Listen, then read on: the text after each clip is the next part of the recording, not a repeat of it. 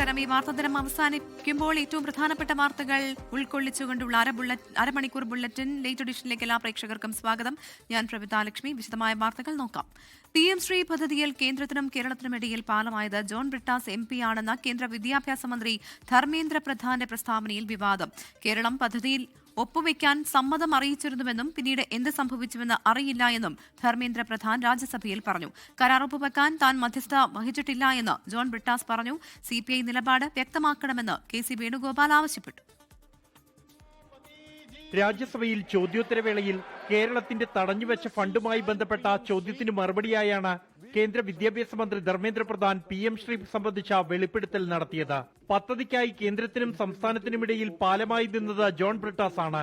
പൂർണ്ണ സമ്മതത്തോടെയാണ് PM ശ്രീ പദ്ധതിയുടെ ധാരണാപത്രത്തിൽ കേരളം ഒപ്പുവെച്ചത്. സംസ്ഥാന വിദ്യാഭ്യാസ മന്ത്രി നേരിൽ കണ്ട സമ്മതം അറിയിച്ചിരുന്നുവെന്നും Dharmendra Pradhan. He needs my specific assurance from me. He himself mediate with his state government, with union government. My dear friend John Brittas, I am very thankful to him. He create the bridge between government of Kerala and government of India. At one point of time, they agreed to sign the PM Shri MOU. Later on, what compelled them, I don't know. Honorable Minister, Kerala government come to see me. സംസ്ഥാനത്തിന്റെ ഫണ്ടിനായി മന്ത്രിയെ പലതവണ കണ്ടിട്ടുണ്ടെന്നും എന്നാൽ കരാറിൽ ഒപ്പുവെക്കുന്നത് സംസ്ഥാന സർക്കാരിന്റെ വിഷയമാണെന്നും John Brittas MP. Mediation എന്ന് പറയുന്നത് എന്താണ്? ശിവൻകുട്ടിയുടെ കൂടെ കേരളത്തിലെ ബഹുമാനപ്പെട്ട വിദ്യാഭ്യാസ മന്ത്രിയുടെ കൂടെ ഞാൻ പലതവണ ശ്രീ ധർമ്മേന്ദ്ര പ്രധാനെ കാണാൻ പോയിട്ടുണ്ട്. PMC കരാറിൽ ഒപ്പിടാതിരിക്കുക എന്നൊക്കെ പറഞ്ഞാൽ സംസ്ഥാന ഗവൺമെന്റിന്റെ കാര്യമാണ്. അതിലൊക്കെ നമ്മൾ ഇടപെടേണ്ട കാര്യമില്ല, നമുക്കറിയില്ല. കേന്ദ്രമന്ത്രിയുടെ വെളിപ്പെടുത്തലിൽ CPIയുടെ തീരുമാനം എന്തെന്ന് ബിനോയ് വിശ്വം വ്യക്തമാക്കണമെന്ന് KC വേണുഗോപാൽ MP ആവശ്യപ്പെട്ടു. ഈ CPI ചോദിക്കണ്ടേ? അവരാണല്ലോ ഈ വിഷയം ഉന്നയിച്ച് ക്യാബിനറ്റ് അറിയാതെയാണല്ലോ ഒപ്പുവെച്ചത്. എന്താണ് PMC വിഷയത്തിൽ ധർമ്മേന്ദ്ര പ്രതാപന്റെ പ്രസ്താവനയെക്കുറിച്ച് CPIയുടെ അഭിപ്രായം? ജോൺ ബ്രിട്ടാസ് ഇടനിലക്കാരനായി പ്രവർത്തിക്കുന്ന ആളല്ലെന്നും PM ശ്രീ അടഞ്ഞ അധ്യായമാണെന്നും മന്ത്രി GR അനിൽ പറഞ്ഞു. 24 ഡൽഹി.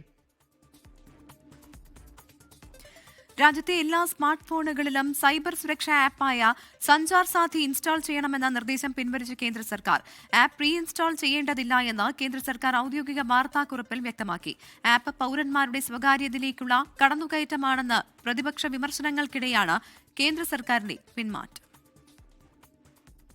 രാജ്യത്ത് ഇറക്കുമതി ചെയ്യുന്നതും വിൽപ്പന നടത്തുന്നതും നിർമ്മിക്കുന്നതുമായ എല്ലാ സ്മാർട്ട് ഫോണുകളിലും സൈബർ സുരക്ഷാ ആപ്പായ സഞ്ചാർ സാത്തി പ്രീ ഇൻസ്റ്റോൾ ചെയ്യണമെന്ന നിർദ്ദേശമാണ് കേന്ദ്ര സർക്കാർ പിൻവലിച്ചത്. സഞ്ചാർ സാത്തി ആപ്പിലൂടെ പൌരന്മാരെ നിരീക്ഷിക്കാനാണ് കേന്ദ്ര സർക്കാരിന്റെ നീക്കമെന്ന് പ്രതിപക്ഷവും കേന്ദ്ര സർക്കാർ നിർദ്ദേശം അംഗീകരിക്കാൻ കഴിയില്ലെന്ന ആപ്പിൾ ഉൾപ്പെടെയുള്ള മൊബൈൽ കമ്പനികളും നിലപാട് അറിയിച്ചതോടെയാണ് കേന്ദ്രത്തിന്റെ പിന്മാറ്റം. സാധാരണക്കാരുടെ സുരക്ഷ മാത്രമായിരുന്നു ലക്ഷ്യമെന്ന് കേന്ദ്രമന്ത്രി ജ്യോതിരാദിത്യ സിന്ധ്യ പറഞ്ഞു. आम जनता की सुरक्षा और आम जनता को ये फ्रॉड के कैंसर से बचाने के लिए 22,800 करोड़ रुपए का फ्रॉड पिछले वर्ष हुआ था. ആപ്പ് നിർബന്ധമാക്കിയ തീരുമാനം തെറ്റെന്ന് ബോധ്യപ്പെട്ടതുകൊണ്ടാകാം തിരുത്താൻ കേന്ദ്ര സർക്കാർ നിർബന്ധിതരായതെന്ന് Congress MP Manish Tiwari. Every citizen and resident the right to privacy, and therefore under those circumstances they were compelled to take it back when they realized they were wrong. സഞ്ചാർ സാത്തി ആപ്പിന് ജനങ്ങൾക്കിടയിൽ വലിയ സ്വീകാര്യതയുണ്ടെന്നും അതിനാലാണ് പ്രീ ഇൻസ്റ്റോൾ ചെയ്യേണ്ടതില്ലെന്ന മൊബൈൽ നിർമ്മാതാക്കൾക്ക് നിർദ്ദേശം നൽകിയതെന്നുമാണ് കേന്ദ്രം പുറപ്പെടുവിച്ച ഔദ്യോഗിക വാർത്താക്കുറിപ്പിലെ വിശദീകരണം. 24 ഡൽഹി. ശബരിമല സ്വർണ്ണക്കൊള്ളക്കേസിൽ പ്രത്യേക അന്വേഷണ സംഘത്തിന് 1.5 മാസം കൂടി സമയം നീട്ടി നൽകി ഹൈക്കോടതി. അന്വേഷണ സംഘത്തിന്റെ ആവശ്യം പരിഗണിച്ചാണ് ദേവസ്വം ബെഞ്ചിന്റെ തീരുമാനം. ശബരിമല സ്വർണ്ണക്കൊള്ളക്കേസിന്റെ FIR ആവശ്യപ്പെട്ടുള്ള EDയുടെ ഹർജി വീണ്ടും പരിഗണിക്കാൻ മജിസ്ട്രേറ്റ് കോടതിക്ക് ഹൈക്കോടതി നിർദ്ദേശം നൽകി.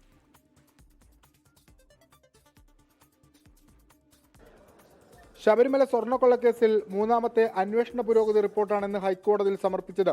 അന്വേഷണം പൂർത്തിയായിട്ടില്ലെന്ന കാര്യവും SP S ശശിധരൻ കോടതിയെ അറിയിച്ചു.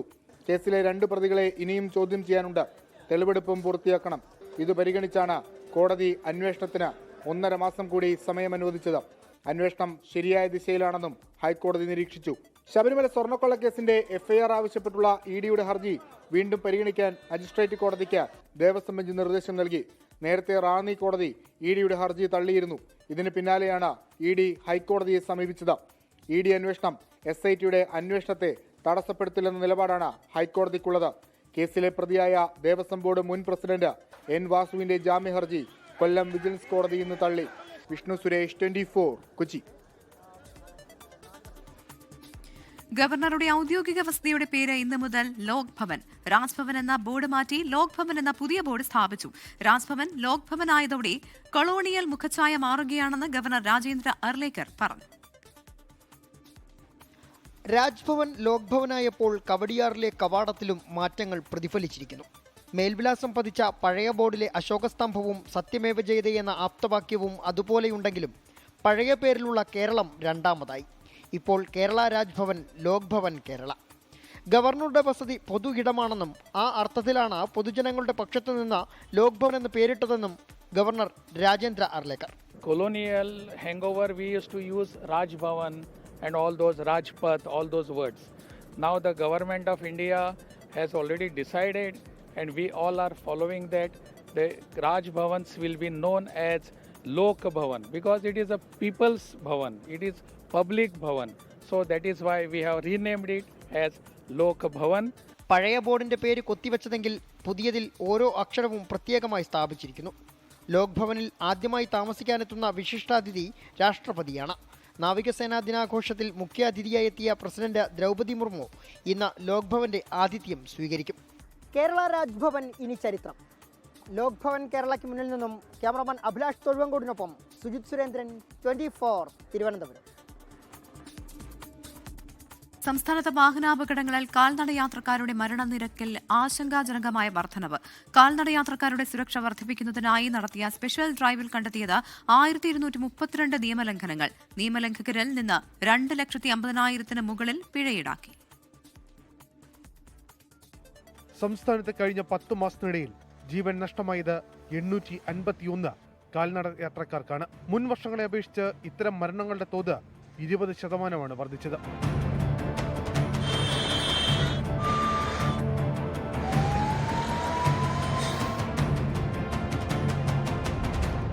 ഇതിൽ ഏവരെയും ഞെട്ടിക്കുന്നത് സീബ്ര ക്രോസിംഗിൽ വാഹനമിടിച്ച് മരിച്ചവരുടെ എണ്ണമാണ്. 218 യാത്രക്കാർക്കാണ് സീബ്ര ക്രോസിംഗിൽ വെച്ച് ജീവൻ നഷ്ടമായത്. കഴിഞ്ഞ മാസം 14 ആരംഭിച്ച 3 ദിവസം നീണ്ട പരിശോധനയിൽ കാൽനട യാത്രക്കാരുടെ ക്രോസിംഗുകളിൽ വേഗത കുറയ്ക്കാത്ത വാഹനങ്ങൾ കേന്ദ്രീകരിച്ച് നടത്തിയ അന്വേഷണത്തിൽ 32,116 വാഹനങ്ങൾ പരിശോധിച്ചു. 182 കേസുകളാണ് കോടതിയുടെ പരിഗണനയിലേക്ക് അയച്ചത്. പലയിടവും സീബ്ര ലൈനുകൾ വ്യക്തമല്ലാത്തതും അപകടത്തിന്റെ തോത് വർദ്ധിപ്പിക്കുന്നുണ്ട്. 24, കൊല്ലം. കൊച്ചി നെടുമ്പാശ്ശേരിയിൽ സ്വത്തിനു വേണ്ടി മകൻ അമ്മയെ മർദ്ദിച്ച് കൊലപ്പെടുത്തി. മാനസിക വെല്ലുവിളി നേരിടുന്ന 58-കാരി അനിതയാണ് കൊല്ലപ്പെട്ടത്. അനിതയുടെ മകൻ ബിനുവിനെ പോലീസ് അറസ്റ്റ് ചെയ്തു.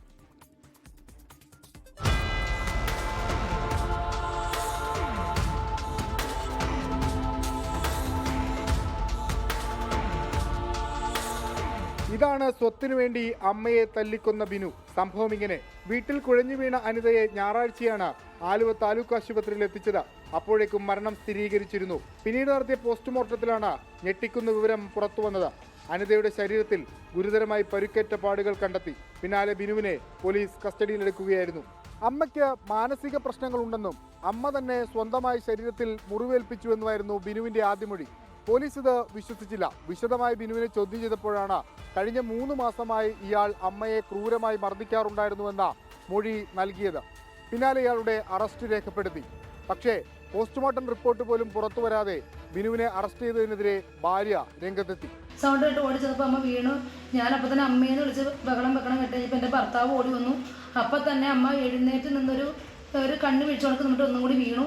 നേരെ അപ്പം തന്നെ ആലുവ ഗവൺമെൻറ്റിൽ കൊണ്ടുവന്നപ്പോഴത്തേക്ക് മരണം ഇങ്ങനെ സ്ഥിരീകരിച്ച്. ഇതിപ്പോൾ നമ്മൾ ഒരു തെറ്റും ചെയ്തിട്ടില്ല. അമ്മ ഇങ്ങനെ കുഴഞ്ഞു വീണ് ഇങ്ങനെ കിടക്കണമാണ് കണ്ടത്. ഒരു റിപ്പോർട്ടോ കാര്യങ്ങളോ പോസ്റ്റ്മോർട്ടം റിപ്പോർട്ടുകളോ കാര്യങ്ങളോ ഒന്നും വന്നിട്ടില്ല. 20 വർഷം മാനസികാരോഗ്യ കേന്ദ്രത്തിൽ കഴിഞ്ഞിരുന്ന അനിതയെ 3 മാസം മുൻപാണ് ബിനു സ്വന്തം വീട്ടിൽ കൊണ്ടുവന്നത്. അനിതയുടെ പേരിൽ വെള്ളത്തൂവലിലുള്ള 1.5 ഏക്കർ ഭൂമി കൈക്കലാക്കുകയായിരുന്നു ലക്ഷ്യമെന്നാണ് സൂചന. വിഷ്ണു സുരേഷ്, 24, കൊച്ചി. തിരുവനന്തപുരം വെഞ്ഞാറമൂട്ടിൽ വയോധികയെ ആക്രമിച്ച് പെരുവഴിയിൽ ഉപേക്ഷിച്ച സംഭവം ബലാത്സംഗ ശ്രമമെന്ന് പോലീസ്. പീഡന ശ്രമത്തിനിടെ 85-കാരി ബഹളം വെച്ചപ്പോൾ പ്രതി കമ്പി കൊണ്ട് തലയ്ക്കടിച്ച ശേഷം റോഡിൽ ഉപേക്ഷിച്ച് രക്ഷപ്പെടുകയായിരുന്നു. സംഭവത്തിൽ വെഞ്ഞാറമൂട് സ്വദേശി അഖിനെ പോലീസ് കസ്റ്റഡിയിലെടുത്തു. പ്രതിയിലേക്ക് എത്താൻ നിർണായകമായത് CCTV ദൃശ്യങ്ങളാണ്. ദൃശ്യങ്ങൾ 24-ന് ലഭിച്ചു. ഇന്ത്യൻ നാവികസേനയുടെ ശക്തിയും അച്ചടക്കവും സൗന്ദര്യവും പ്രകടമാക്കി ഓപ്പറേഷൻ ഡെമോ 2025. ശംഖുമുഖത്തെ കടലും ആകാശവും ഒരേപോലെ നാവികസേനയുടെ അഭ്യാസ പ്രകടനങ്ങളുടെ വേദിയായി. സേനയുടെ അഭിമാനമായ വിമാനവാഹിനി കപ്പൽ INS വിക്രാന്ത് ഉൾപ്പെടെ 19 യുദ്ധക്കപ്പലുകളും 32 വിവിധ വിമാനങ്ങളും അന്തർവാഹിനിയും നേവി ദിനാഘോഷത്തിന്റെ ഭാഗമായി.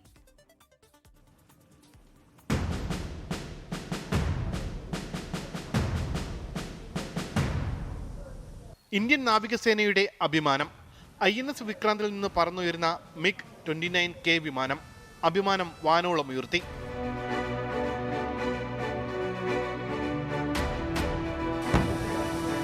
ശംഖുമുഖം തീരത്തെത്തിയ രാഷ്ട്രപതിക്ക് അഭിവാദ്യവുമായി ആദ്യമെത്തിയത് MH-60 ഡോണിയർ വിമാനങ്ങൾ. പിന്നാലെ INS Kolkata, INS Kamal, INS Udayagiri എന്നീ പടക്കപ്പലുകൾ 2 വശങ്ങളിൽ നിന്നെത്തി.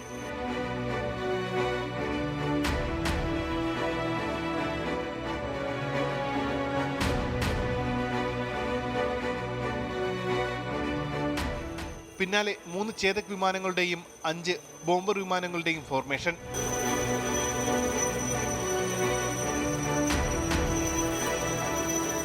കടലിൽ ബന്ദിയായവരെ രക്ഷപ്പെടുത്തുന്ന കമാൻഡർ ഓപ്പറേഷൻ.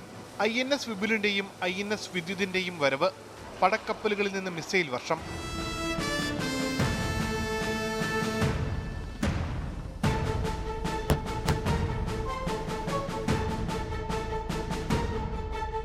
പിന്നാലെ മറൈൻ കമാൻഡർമാർ പാരച്യൂട്ടിൽ തീരത്തേക്ക് പറന്നിറങ്ങി. പടക്കപ്പലുകളിലേക്ക് ഹെലികോപ്റ്ററുകൾ പറന്നിറങ്ങിയതും അപൂർവ കാഴ്ചയായി. ശക്തി പ്രകടനത്തിന് കാഴ്ചക്കാരായി ഇന്ത്യൻ രാഷ്ട്രപതി Draupadi Murmu. People of India are grateful to the men and women of Indian Navy for their service to the nation. We are proud of each one of you. Governor Rajendra Arlekar, മുഖ്യമന്ത്രി പിണറായി വിജയൻ, കേന്ദ്ര സഹമന്ത്രി സുരേഷ് ഗോപി ഉൾപ്പെടെയുള്ളവരും OP ഡെമോയുടെ ഭാഗമായി. ഷൈജു ചാശ്ശേരിക്കൊപ്പം ഉമേഷ് ബാലകൃഷ്ണൻ, 24 തിരുവനന്തപുരം.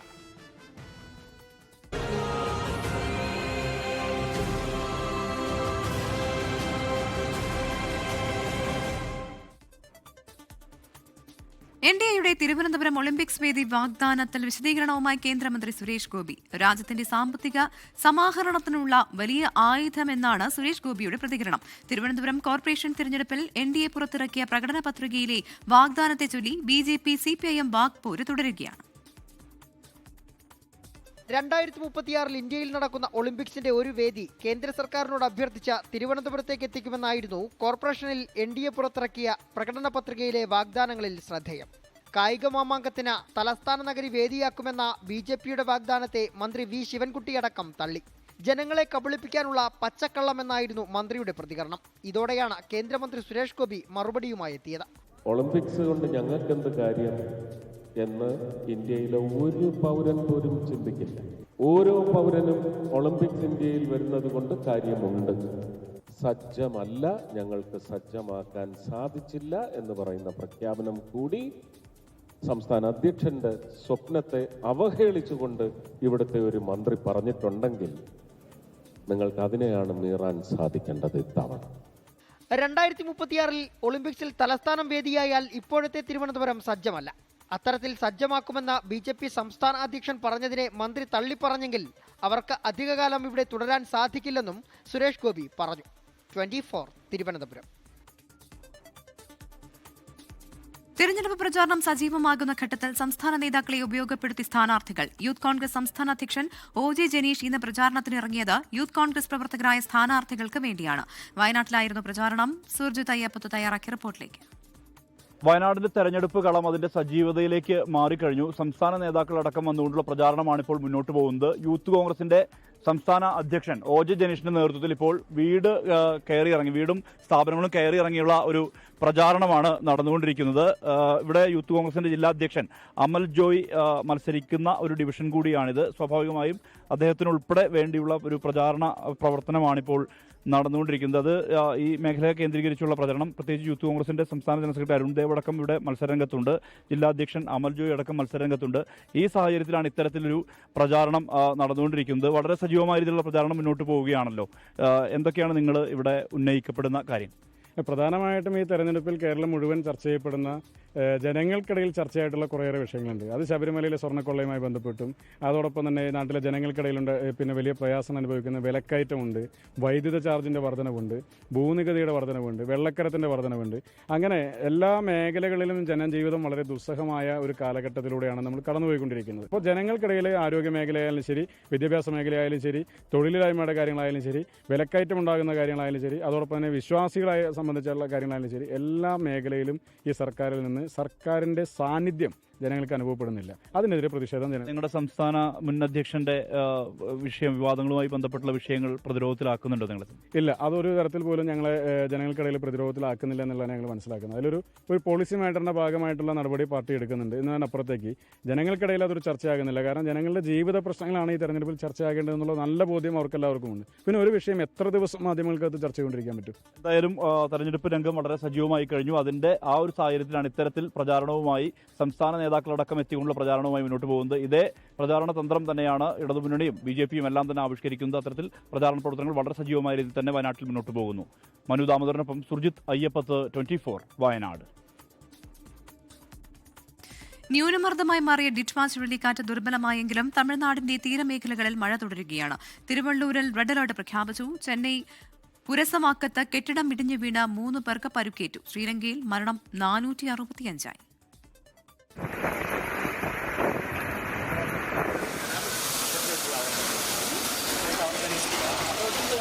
ഇന്ന് രാവിലെ 5:30 മുതലാണ് ന്യൂനമർദ്ദം ദുർബലമായി തുടങ്ങിയത്.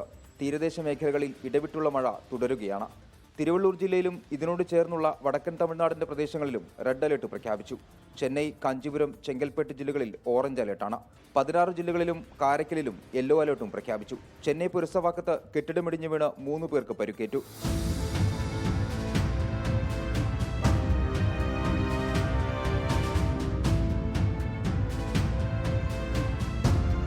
ഡിറ്റ്വ നാശം വിതച്ച ശ്രീലങ്കയിൽ മരണം 465ആയി.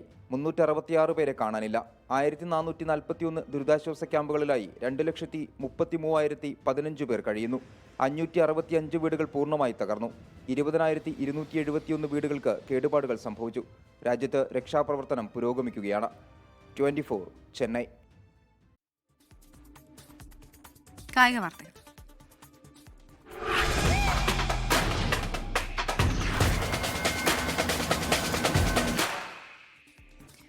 ഇന്ത്യൻ 2020 ടീമിൽ സ്ഥാനം നിലനിർത്തി മലയാളി താരം സഞ്ജു സാംസൺ. ദക്ഷിണാഫ്രിക്കയ്ക്കെതിരായ 2020 പരമ്പരയ്ക്കുള്ള ടീമിൽ സഞ്ജു ഇടം പിടിച്ചു.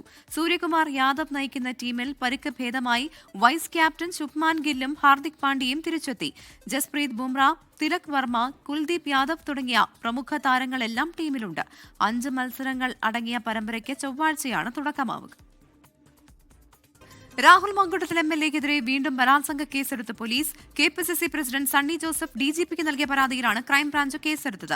രാഹുൽ മാങ്കൂട്ടത്തിൽ തന്നോടും മോശമായി പെരുമാറിയെന്ന് KPCC സംസ്കാര Sahithi general secretary MA Shahnaz ആരോപിച്ചു. രാഹുലിനെതിരായ പല പരാതികളും ഷാഫി പറമ്പിലിന് ലഭിച്ചിരുന്നുവെന്നും ഷഹനാസിന്റെ വെളിപ്പെടുത്തൽ. KPCC പ്രസിഡന്റ് സണ്ണി ജോസഫ് DGPക്ക് കൈമാറിയ പരാതിയിലാണ് രാഹുലിനെതിരെ രണ്ടാമത്തെ കേസ്. ക്രൂരമായി പീഡിപ്പിച്ചെന്ന് കാണിച്ച് കോൺഗ്രസ് നേതൃത്വത്തിന് മുന്നിലാണ് ഇന്നലെ യുവതിയുടെ പരാതി എത്തിയത്. കേസിൽ പരാതിക്കാരിയുടെ മൊഴി പ്രത്യേക അന്വേഷണ സംഘം അടുത്ത ദിവസം രേഖപ്പെടുത്തും. ഇമെയിൽ വഴിയാണ് KPCC അധ്യക്ഷന് പരാതി നൽകിയത്. വിവാഹ വാഗ്ദാനം നൽകി ബലാത്സംഗം ചെയ്തെന്നാണ് പരാതിയിൽ പറയുന്നത്. അതേസമയം രാഹുൽ മാങ്കൂട്ടത്തിൽ MLA തന്നോടും മോശമായി പെരുമാറിയെന്ന വെളിപ്പെടുത്തലുമായി KPCC സംസ്കാര Sahithi general secretary MA Shahnaz രംഗത്തെത്തി. കർഷകർ മോദി ഗവൺമെന്റിനെതിരെ ശക്തമായി പ്രതികരിക്കുന്നത് കാണാണ്. അപ്പോൾ ആ സമരത്തിൽ പങ്കെടുക്കാൻ വലിയ ആഗ്രഹം ഉണ്ടായിട്ട് പോയതാണ്. തീർച്ചയായിട്ടും നമ്മൾ യൂത്ത് കോൺഗ്രസിന്റെ മുഴുവൻ ആളുകൾ പോവുകയാണെങ്കിൽ നമുക്ക് ഒന്നുകൂടി പോവാമെന്ന് ഞാൻ പറഞ്ഞപ്പോൾ എന്നോട് പറഞ്ഞു, ഞാൻ അങ്ങനെയല്ല ഉദ്ദേശിച്ചത്, നമ്മൾ രണ്ടാളും പോകുന്ന കാര്യമാണ് ഉദ്ദേശിച്ചതെന്ന്. രാഹുലിനെതിരെ പല പരാതികളും ഷാഫി പറമ്പിലിന് ലഭിച്ചിരുന്നു. രാഹുലിൽ നിന്ന് ലൈംഗിക അധിക്ഷേപം നേരിട്ട യൂത്ത് കോൺഗ്രസ് വനിതാ പ്രവർത്തകരെ നേരിട്ടറിയാം. ഇക്കാര്യങ്ങൾ ശ്രദ്ധയിൽപ്പെടുത്തിയിട്ടുമുണ്ട്. ഷാഫി പറമ്പിൽ അധ്യക്ഷനായിരുന്നപ്പോൾ യൂത്ത് കോൺഗ്രസിൽ വനിതകൾക്ക് പ്രവർത്തിക്കാനാവാത്ത സാഹചര്യമായിരുന്നുവെന്നും രാഹുലിന്റെ ഗാർഡിയനാണ് ഷാഫി പറമ്പിലെന്നും ഷഹനാസ് ആരോപിച്ചു. ഇങ്ങനെയുള്ള ഇടങ്ങളിൽ നമ്മുടെയൊക്കെ പെൺകുട്ടികൾക്ക് വരണമെന്നുണ്ടെങ്കിൽ ഇവനെ പോലെയുള്ള ഒരാളെ നിങ്ങൾ പ്രസിഡന്റ് ആക്കരുത് എന്ന് ഞാൻ വളരെ വ്യക്തമായി പറഞ്ഞിട്ടുണ്ട്. നിങ്ങൾക്ക് ചോദിക്കാലോ, ഷാഫി പറമ്പിൽ ഇന്നിവിടെ ഉള്ള MP നമ്മുടെ കൂടെയുള്ള ആളാണല്ലോ, അദ്ദേഹത്തിനോട് ചോദിക്കൂ. അദ്ദേഹം നിരാകരിക്കുകയാണെങ്കിൽ അതിന്റെ തെളിവ് ഞാൻ കാണിക്കാം. 24 കോഴിക്കോട്. ലൈംഗിക പീഡന പരാതിയിൽ രാഹുൽ മാങ്കൂട്ടത്തിന്റെ അറസ്റ്റ് തടയാതെ കോടതി. രാഹുൽ മാങ്കൂട്ടത്തിന്റെ മുൻകൂർ ജാമ്യാപേക്ഷയിൽ വാദം കേട്ട തിരുവനന്തപുരം ജില്ലാ സെഷൻസ് കോടതി കേസ് നാളത്തേക്ക് മാറ്റി. രാഹുലിനെതിരെ ഗുരുതര കണ്ടെത്തലുകളുള്ള പോലീസിന്റെ അന്വേഷണ റിപ്പോർട്ടാണ് പ്രോസിക്യൂഷൻ കോടതിയിൽ നൽകിയത്. അന്തിമവാദത്തിനു ശേഷം നാളെ വിധി പറഞ്ഞേക്കും. ഉഭയസമ്മതപ്രകാരമുള്ള ബന്ധം മാത്രമാണ് യുവതിയുമായി ഉള്ളതെന്നായിരുന്നു രാഹുൽ മാങ്കൂട്ടത്തിലിന്റെ പ്രധാന വാദം. ബലാത്സംഗ കേസ് കെട്ടിച്ചമച്ചതാണ്. ഗർഭചിത്രത്തിന് യുവതിയെ നിർബന്ധിച്ചിട്ടില്ല. ബലാത്സംഗത്തിന് ഇരയായെങ്കിൽ എന്തുകൊണ്ട് അന്ന് പരാതി നൽകിയില്ലെന്നും പാലക്കാട് MLAയുടെ അഭിഭാഷകൻ വാദിച്ചു. എന്നാൽ ഗർഭചിത്രത്തിന് രാഹുൽ യുവതി നിർബന്ധിക്കുന്ന ഓഡിയോയും വാട്സാപ്പ് സന്ദേശവും തെളിവായുണ്ടെന്ന് അന്വേഷണ സംഘം കോടതിയെ അറിയിച്ചു. ഗർഭിണിയാണെന്ന് അറിഞ്ഞിട്ടും രാഹുൽ യുവതിയെ പീഡിപ്പിച്ചു. ഇതിന്റെ വീഡിയോ ചിത്രീകരിച്ച് രാഹുൽ ഭീഷണിപ്പെടുത്തിയതായും പോലീസ് റിപ്പോർട്ടിൽ വ്യക്തമാക്കിയിട്ടുണ്ടെന്ന് പ്രോസിക്യൂഷൻ വാദിച്ചു. യുവതി ചികിത്സ തേടിയ ആശുപത്രിയിലെ മെഡിക്കൽ രേഖകളും കോടതിയിൽ സമർപ്പിച്ചു. കേസിൽ പ്രതിചേർത്തതിന് പിന്നാലെ രാഹുൽ ഒളിവിൽ പോയതാണ്. നിയമസംവിധാനവുമായി ഒട്ടും സഹകരിക്കാത്ത ആളാണ് രാഹുലെന്നും പ്രോസിക്യൂഷൻ കോടതിയെ അറിയിച്ചു. രാഹുലിന് ജാമ്യം നൽകിയാൽ തെളിവ് നശിപ്പിക്കാനുള്ള സാധ്യതയുണ്ടെന്നും പ്രോസിക്യൂഷൻ വാദിച്ചു. രാഹുൽ മാങ്കൂട്ടത്തിലും പ്രോസിക്യൂഷനും ഹാജരാക്കിയ ഡിജിറ്റൽ തെളിവുകളും കോടതി വിശദമായി പരിശോധിച്ചു. ഇതിനുശേഷമാണ് കൂടുതൽ തെളിവുകൾ കൂടി ഹാജരാക്കാൻ കോടതി പ്രോസിക്യൂഷനോട് ആവശ്യപ്പെട്ടത്. നാളെ തുടർവാദം കേട്ടതിനു ശേഷം തിരുവനന്തപുരം ജില്ലാ സെഷൻസ് കോടതി വിധി പറഞ്ഞേക്കും. 24 തിരുവനന്തപുരം. Good night. ലോകത്തെവിടെയായാലും ഏത് സമയത്തും 24 വാർത്തകളും ഓഗ്മെന്റഡ് റിയാലിറ്റി പാക്കേജുകളും എക്സ്പ്ലെയിനറുകളും വിശദമായി കാണാൻ ഞങ്ങളുടെ യൂട്യൂബ് ചാനൽ നിങ്ങൾക്ക് സബ്സ്ക്രൈബ് ചെയ്യാം.